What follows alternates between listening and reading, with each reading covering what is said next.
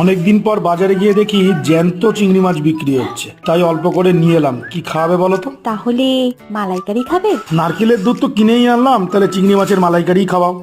তাহলে ঝটপট দেখে নাও কিভাবে বানাই। এখানে চিংড়ি মাছটা হালকা করে ভেজে নিলাম, তারপর সেই তেলেই দিয়ে দিলাম জিরে ফোড়ন আর কুচো পেঁয়াজ, সাথে দিলাম কুচো টমেটো আর অল্প একটু রসুন বাটা।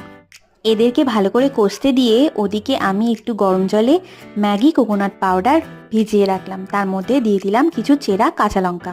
মাছটার মধ্যেও যাতে ফ্লেভারটা ঢোকে তাই বেশ কিছুক্ষণ ভিজিয়ে রেখেছিলাম। পেঁয়াজ আর টমেটোটা কষা হয়ে গেলে পুরো চিংড়ি যেটা ভিজিয়ে রেখেছিলাম সেটা কড়াইয়ের মধ্যে দিয়ে দিলাম, তারপর তাতে দিলাম নুন আর হলুদ।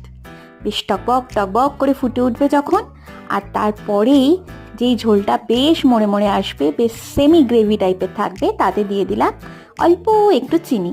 ব্যাস, ঝটপট চিংড়ি মাছের মালাইকারি একদম রেডি। বাহ, রাতের ডিনার